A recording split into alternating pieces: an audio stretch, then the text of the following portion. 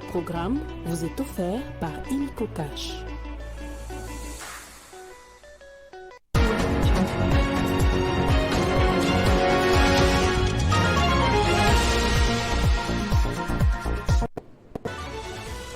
Après les travaux en commission ont participé les parlementaires congolais. Vital Kamerhe a amorcé une diplomatie parlementaire en échangeant avec les différentes délégations des pays francophones afin de dénoncer la guerre dans l'est du pays à la suite de l'agression rwandaise en soutien aux rebelles du M23. À ce jour, 34 pays membres de l'EIF condamnent l'agression rwandaise. En justice, Constant Moutamba, à l'étape de la sensibilisation sur les documents juridiques des églises, question de permettre aux hommes d'évangile de se conformer à César. Et en sport, on parle Euro 2024 qui sera l'adversaire de l'Espagne pour la finale de cette édition. Un but a suffi pour faire tomber la France. L'autre demi-finale se joue ce soir entre l'Argentine et le Canada. Bienvenue dans ce journal de la mi-journée sur Télé 50. 49e session plénière de l'Assemblée de la francophonie se clôture ce 10 juillet à Montréal à l'invitation du Parlement du Canada sous l'égide du président de la Chambre des communes, Greg Fergus, et de la présidente du Sénat, Raymond Gagné. Et au cours de cette rencontre, 34 pays membres de l'Organisation internationale de la francophonie condamnent l'agression rwandaise. C'est ce qui ressort de la 49e session de l'Assemblée parlementaire de l'EIF, une victoire diplomatique engrangée grâce au lobbying mené par le président de l'Assemblée nationale, Vital Kamerhe, lors de ses assises. Du haut de cette tribune, le professeur Vital Kamerhe a souligné qu'en RDC, les Tutsis congolais ne sont jamais stigmatisés car ils se retrouvent au Parlement, dans le gouvernement, au sein de l'armée et la police, ainsi que dans toutes les sphères de gestion quotidienne du pays. Le discours de stigmatisation répété par le Rwanda, a-t-il insisté, n'est qu'une diversion pour continuer à faire une exploitation illicite des minerais de la RDC car les Tutsis congolais eux-mêmes ne se reconnaissent pas dans les revendications du M23. Le président de l'Assemblée nationale, Vital Kamerhe, a aussi profité de cette tribune pour rendre hommage aux femmes et filles violées de la République démocratique du Congo qui sont victimes de cette guerre d'agression du Rwanda qui utilise le viol comme une arme de guerre. Le speaker de la Chambre basse du Parlement a rappelé la vision du président Félix Tshisekedi concernant la politique sous-régionale de la RDC qui met ce géant d'Afrique au cœur de l'Afrique qui a comme vocation d'étirer tous les pays de l'Afrique vers la voie du développement.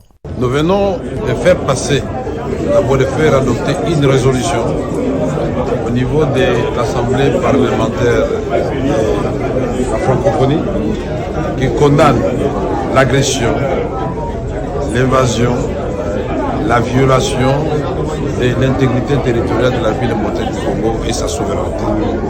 Cette même résolution met en exergue et condamne les morts, les violences de tout genre perpétrées par les M23 et bien sûr ceux qui les soutiennent ici.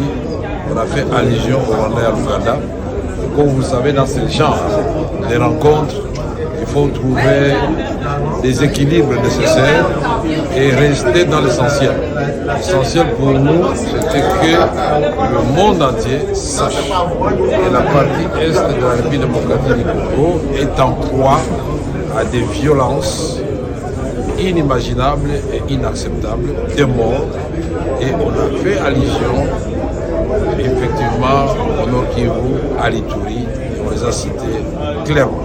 Signalons que, grâce à ce lobbying conduit par Vital Kamerhe à Montréal, 34 pays membres de la francophonie viennent de signer une résolution qui condamne cette agression du Rwanda et exigeant le retrait sans condition de l'armée rwandaise du sol congolais.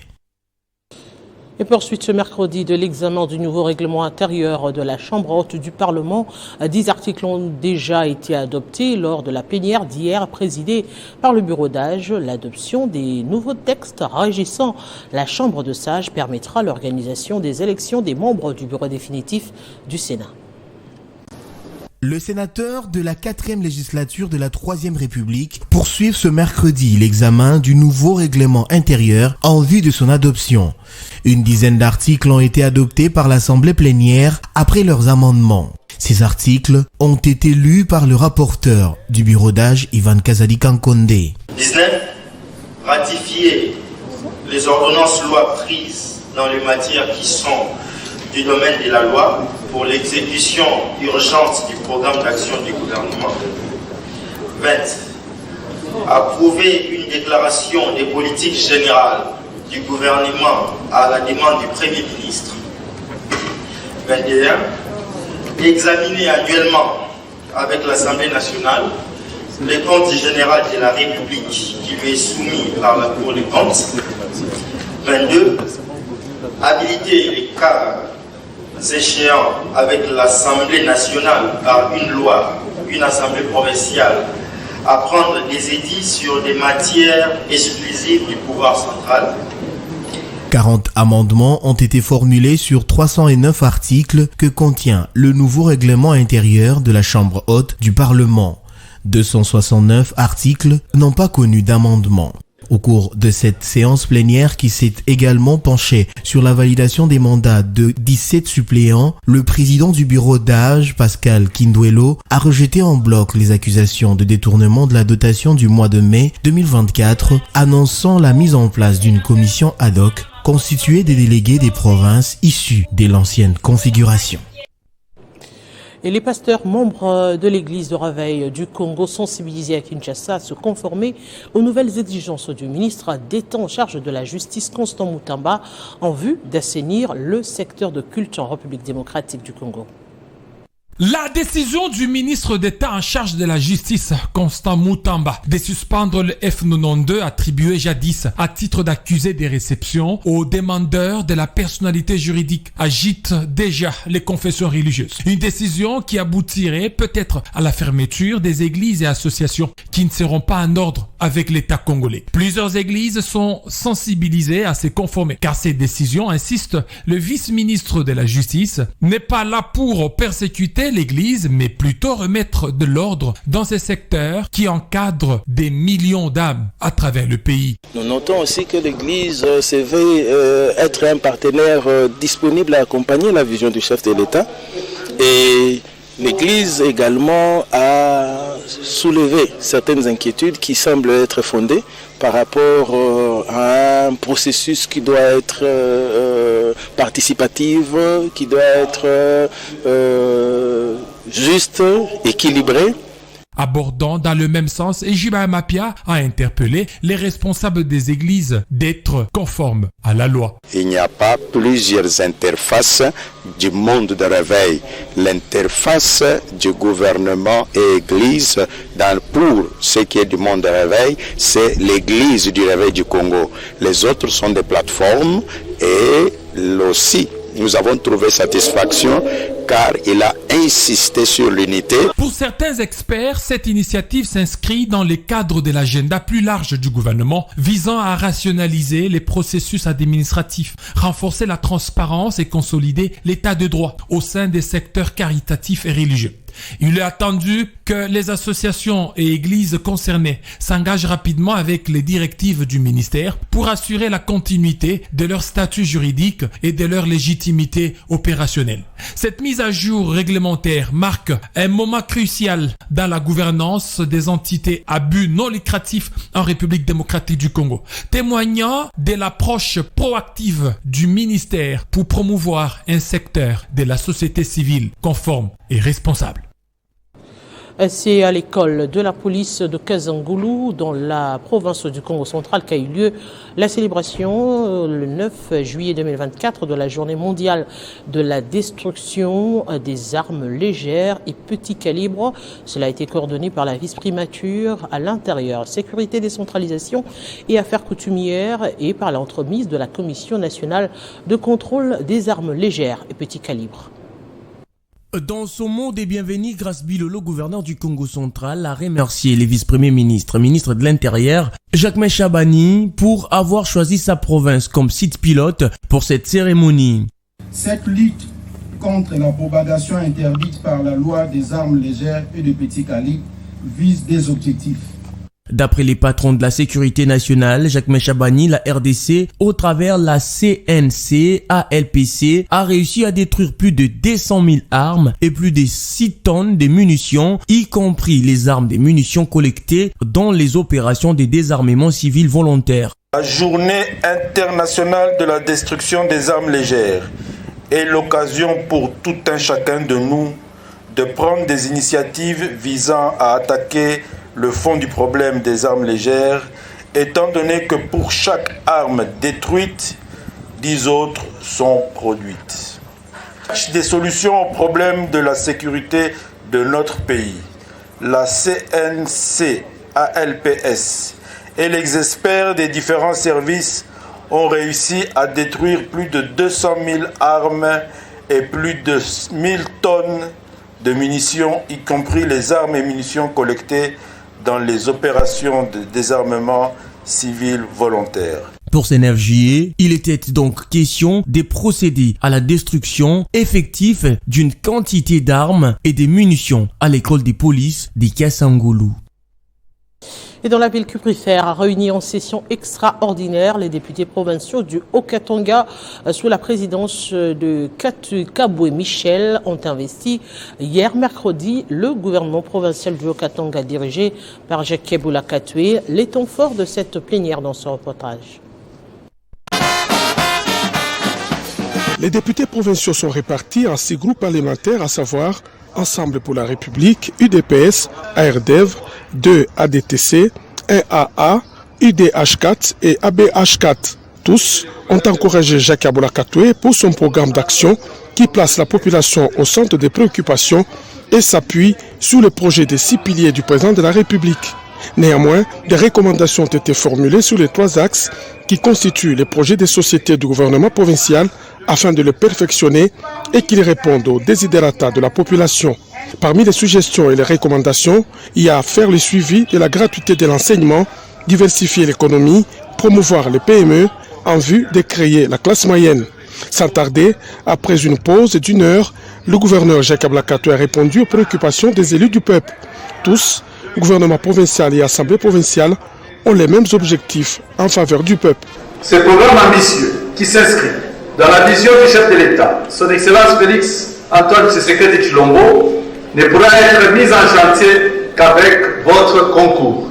C'est pourquoi j'en sollicite très humblement votre approbation ainsi que l'investiture des ministres provinciaux. Les réponses du gouverneur de province, Jacques Keboula Katwe, ont convaincu les députés, toutes tendances confondues. Le programme a été jugé recevable et adopté à l'unanimité, ouvrant ainsi la voie à l'investiture du gouvernement provincial du Haut-Katanga. Sur les 42 honorables admis au vote, 42 honorables ont voté pour la motion d'approbation. 0 ont voté contre la motion et 0 abstention. Mes chers collègues, au regard de ce résultat, je déclare adopter la motion d'approbation du gouvernement. Les membres du gouvernement provincial ont été présentés aux députés et à la population. Le président Michel Kabwe a exhorté les ministres à être au service du peuple. Et puis une réunion de sécurité s'est tenue mardi au commissariat provincial de la police ville de Kinshasa, au centre de discussion des nouvelles stratégies pour contenir les cas d'insécurité encore visibles dans la ville. Cette rencontre a été une opportunité pour la police provinciale de monter des pistes contraignantes pour contenir les réseaux des criminels et restaurer la sécurité des paisibles citoyens et leurs biens dans la capitale. Au cours de cette rencontre, les commissaires divisionnaires adjoints Mboulaki Limbalimba Blaise a rappelé certaines mesures stratégiques en vigueur pour la restauration de l'autorité de l'État et la sécurisation des personnes et de leurs biens. Parmi les dites mesures, on peut citer l'interdiction de toute manifestation publique, surtout dans la commune de la Gombe pour des raisons sécuritaires, la lutte contre la nuisance sonore qui reste de stricte observance, l'interdiction de la circulation des mototaxis à Gombe et le respect du code de la route qui demeure un impératif. Un constat amer a été fait par les commissaires provinciaux de la police de voir que malgré les déploiements des éléments de la police dans tous les coins de la capitale pour réduire les délais d'intervention par des patrouilles mixtes et préventives ainsi que la mise en place des points chauds dans la capitale, certaines personnes n'ont toujours pas l'habitude d'utiliser les numéros d'appel d'urgence pour des interventions rapides. À cet effet, Blaise Kilimbalimba a décidé de mettre à la disposition de l'opinion quinoise des numéros ci-après pour dénoncer des cas d'insécurité pour des interventions urgentes de la police. Pour l'état-major commandement Komprovkin, plus 243 83 16 26 828, plus 243 90 00 03 921, plus 243 85 73 72 249, plus 243 97 26 34 600. La PNC demande à la population d'appeler en temps réel, c'est-à-dire instantanément pendant que le fait se déroule. Pour les districts et les groupes mobiles d'intervention restants, les numéros vous seront communiqués dans les heures qui suivent. Dans le monde, 75 ans déjà depuis que l'acte de l'Atlantique a été signé et à cette occasion, les dirigeants des 32 pays membres se réunissent à Washington du 9 au 11 juillet, une rencontre qui se tient au moment où la Russie continue de prendre le contrôle de l'Ukraine et dans une évasion. Avec cette tension, l'OTAN pourrait-elle survivre face à la domination russe? La question reste posée. Et en sport, le deuxième finaliste de l'Euro sera connu ce soir à l'issue du match qui opposera l'Angleterre aux Pays-Bas.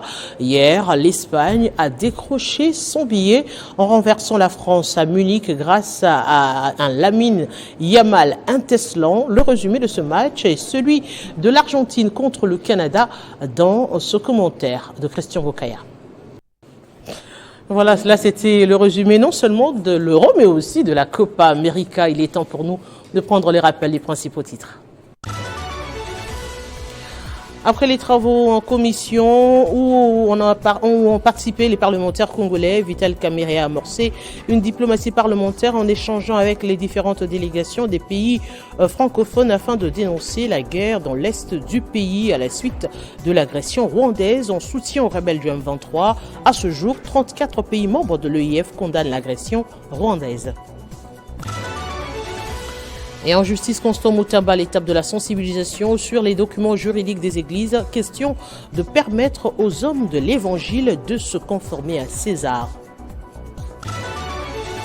Et en sport, on a parlé Euro 2024, mais aussi Copa América, qui sera l'adversaire de l'Espagne pour la finale de cette édition. Oui, un but a suffi pour faire tomber la France et de l'autre côté, l'Argentine jouera le Pays-Bas.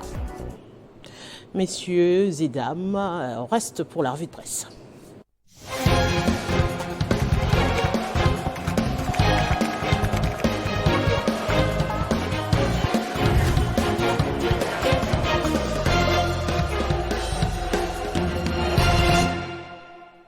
Voilà les titres de journaux parus ce mercredi dans une sélection et présentation de Christian Kalonji, à qui je dis bonjour. Bonjour Arlette, bonjour à tous ceux qui nous regardent de partout grâce à Télé 5 ans. Et on ouvre avec cette actualité qui défraie la chronique, la 49e session de l'EIF, le lobby réussi de Vital Kamerhe.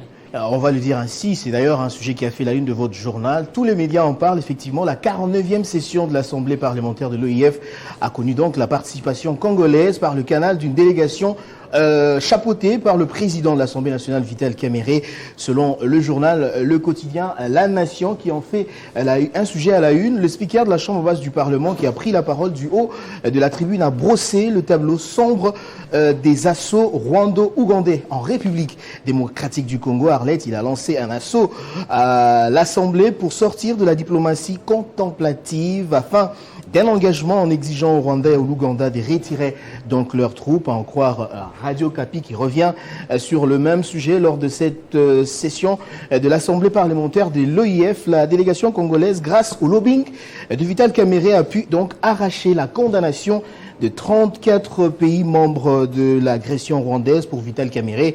Il s'agit d'une victoire de la diplomatie parlementaire car la République démocratique du Congo a réussi à mettre en avant son agression par le Rwanda. Et au Sénat, le bureau d'âge n'a pas perdu de temps. Les accusations de détournement ont été rejetés. Oui, une affaire qui continue de défrayer la chronique selon Actu30.cd. C'est l'Assemblée plénière du Sénat qui a décidé de la mise sur pied d'une commission ad hoc qui va travailler sur la question liée à la gestion de la dotation budgétaire mensuelle de la Chambre haute du Parlement. Le président du bureau d'âge a indiqué que cet audit partira du 24 mai, date de l'ouverture de la session inaugurale de cette 4e législature en lettres. Selon réveilcongo.net, le bureau d'âge du Sénat a donc rejeté en bloc toute accusation de détournement formulée contre lui au sujet de la dotation du mois de mai 2024. À en croire, la dotation du mois de mai n'a jamais été détournée. Tout est question de l'interprétation des dispositions pertinentes de la loi sur cette question. Il a notamment cité l'alinéa 2 de l'article 105 de la Constitution. Il demande donc au bureau intérimaire du Sénat de bien lire et comprendre cet article. Voilà. Et en Russie, le mandat d'arrêt contre l'épouse du feu opposant Alexei Navalny, on en parle. Et effectivement, oui, d'après Radio France Internationale, cette opposante est accusée de participation à un groupe extrémiste. Le tribunal Basmani de Moscou a aussi ordonné par contumace le placement en détention provisoire de l'opposante Luila Navalnaya, qui a quitté la Russie en 2021, ne s'est pas rendue dans le pays depuis la mort de son mari dans la prison. Selon le quotidien qui revient sur le même sujet, Lulia Borisovna s'est soustraite à l'enquête préliminaire et a donc été inscrite sur la liste des personnes recherchées par la Russie. C'était un dossier donc à suivre de près. La Russie avec des noms assez compliqués, hein. Alexei Navalnaya. C'est ça, donc grand merci à vous. Et puis très compliqué, Arlette. Exactement, et les amoureux du sport, on a parlé plus de l'Héros et de la Copa América, où je me suis un tout petit peu emmêlé les pinceaux avec les noms des clubs, ça arrive. Voilà. Grand merci à vous, Christian. Je vous remercie, Arlette Boutella. Et grand merci également à tous les téléspectateurs de nous avoir suivis. Oui, ce journal est complètement terminé. Restez fidèles au programme de Télé 50 et à très bientôt.